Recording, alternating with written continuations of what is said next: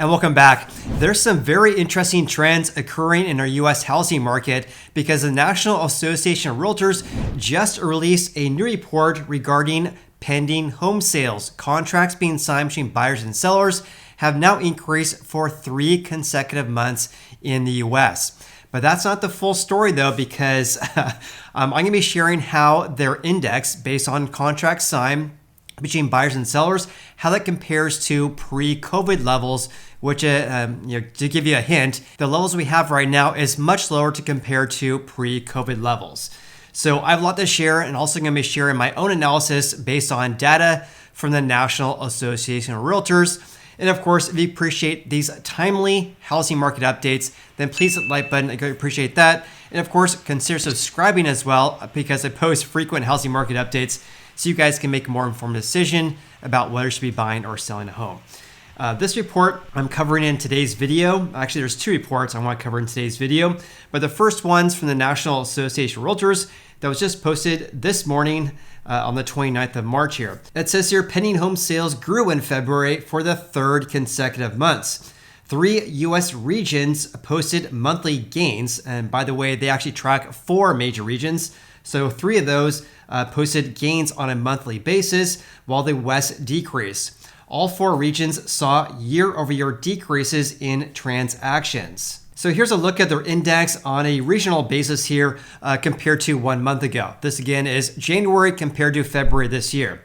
So in the West, it decreased by 2.4%, but every other region here posted gains.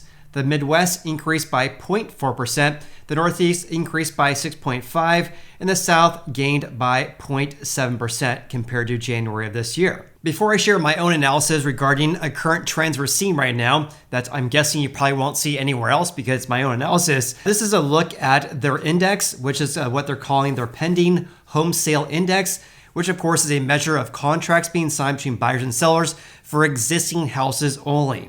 They actually look at this on a seasonally adjusted annualized basis as well, an increase of 0.8% compared to January, but down by 21.1% compared to February of 2022. You also can see their month-to-month changes right here. Again, the only decrease was actually in the West, down by 2.4%. But look at these giant decreases compared to 1 year ago. The West falling the most, down by 28.4%. That's followed by the South, a decrease of almost 22%. The Midwest down by 16.5%. And the Northeast fell by 17%. On top of that, at the current levels right now at 83.2, which again is their index of contracts being signed, is much lower compared to last year, of course, down by 21%. But of course, much lower than 2020 and also 2021 as well for those years as a whole. Going back to the report here, their chief economist, who again is Lawrence Yum, stated the following: after nearly a year, the housing sector's contraction is coming to an end. Existing home sales, pending contracts, and new home construction pending contracts, that's based on the US Census Bureau's report, which they define as a new home sale. So new home pending contracts have turned the corner and climbed for the past 3 months in a row. Now, before I share my own analysis of their data here and share some trends going back to 2018, I would have to say here regarding his quote here saying that the housing contraction is coming to an end. I would say it's anyone's guess what's going to happen, but in my personal opinion, it depends on the direction of mortgage rates. And of course, time will tell, and I'll definitely keep you posted here. So here's some data I pulled from the National Association of Realtors website here, and I actually got access to this for free, and I can share that with you guys because they gave me permission to share this with you guys. If you guys want to download this file on your own, it would cost you $1,500, which is just absolutely insane. Instead, I actually want to share the historical trends here. So again, for February, their index was 83.2, the 3rd consecutive increase. Before December, it decreased for 13 consecutive months. And also compared to February last year, again, down by 21.1%, and an increase of 0.8% on a month-to-month basis. Which, by the way, these 2 columns right here is what I pulled from their website, but everything else is based on my own analysis and also my nerdy formulas here. So take a look at this because I want to share how this trend compares to years past. But this increase of 0.8% is pretty remarkable given the fact that rates were increasing for the vast majority of February. Again, these are based on contracts being signed between buyers and sellers in February. On February 1st, rates decreased to 5.99%, but 10 days later, they were already at 6.5%, and the end of the month at around 6.85%. This is much lower compared to the highs back in late October, but still, rates were actually increasing big time in February. So it actually caught me by surprise where we saw an increase of 0.8%. Something else I found to be very interesting as well is that contracts being signed right now have now increased by 9% compared to December last year, and also have increased by 10% compared to November last year as well. Therefore, based on this data I'm sharing so far, it appears that demand has been increasing for 3 consecutive months. However, having said that, take a look at this, because back in November, which is right here, excluding the onset of COVID back in April 2020, this was an all-time record low for data that went back to January of 2001. The levels back in November, an all-time record low going back to 2001, excluding April 2020, and has been increasing now for 3 consecutive months. However, though, I actually want to look at the differences this February compared to the past several years. So the change from this February to February 2020, which is right before the onset of COVID, the index back in February 2020 was 112.3. And by my nerdy Excel spreadsheet right here, that's a decrease of 26%. Also, we can compare current levels right now compared to February of 2019. It's down by 19%. The index based in February of 2019 was 103, a decrease of 19%. Also, compared to February of 2018, the index has now decreased by 22%. So obviously, demand has been increasing given the fact that contracts being signed have now increased for 3 consecutive months.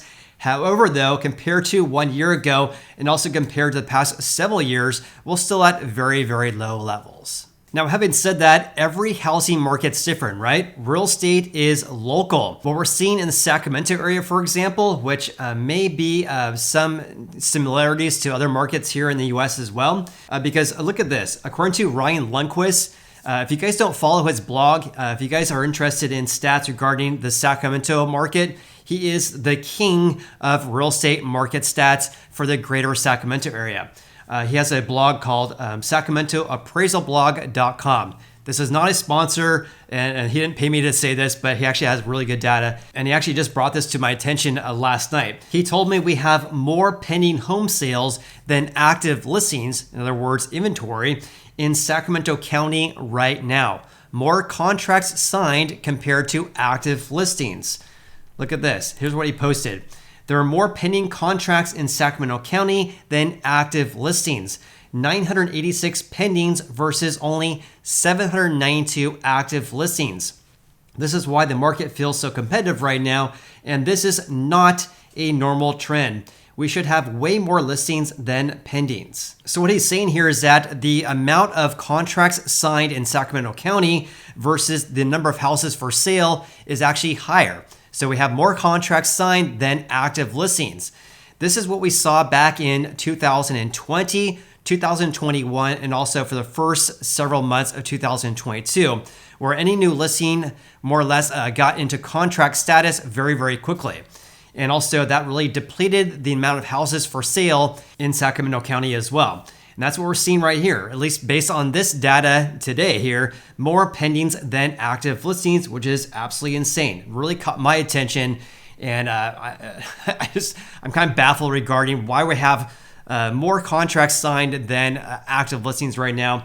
And he actually explained it right here. He says, due to fewer new listings for multiple months in a row, we're missing approximately 4,000 listings since January this year. In other words, it's more normal to have approximately 4,000 more houses for sale in the region than we do right now. Home buyer demand is still low, but we're seeing a big decrease in the number of people listing their houses for sale in the region. I don't know about you guys, but this really caught me by surprise because I was really thinking that with rates at around 6 to 6.5%, that home buying demand was going to be decreasing big time. And that's actually what we're seeing across the United States, again, down by double digits over the past several years, but an increase for 3 consecutive months. But in the Sacramento region, we're seeing a huge increase in home buying demand, but not nearly at the levels we saw over the past couple of years. Let me give you guys 2 quick examples. I actually just got an offer accepted for my client.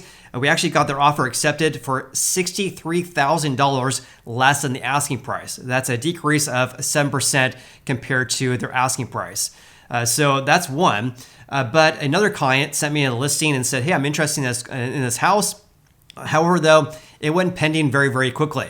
I looked it up. After 4 days of hitting the market, they actually placed the listing as pending. In other words, the seller accepted an offer, and the seller received 28 offers on this one house. So leaving the Sacramento region, for houses that are priced right, or actually are priced aggressively, are priced below current market value, and they're turnkey, in other words, are remodeled, those houses are selling pretty quickly here. But also we're seeing some instances where home sellers are overzealous. They have asked for a high price and they're not getting it, and the house is just sitting in the market. That's an opportunity where you can place an offer and get an offer accepted, potentially for well below asking. All right, let's change gears again and talk about a new report that was just posted today by the MBA.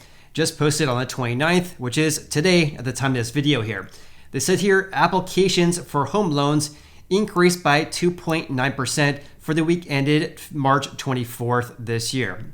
So refis actually increased by 5% compared to the previous week, but was down 61% compared to the same week 1 year ago. Look at this though. Their purchase index, which of course is an index which measures the amount of people submitting applications for home loans to buy houses, increased by 2% from 1 week ago, but it was still down by 35% on a year-over-year basis here.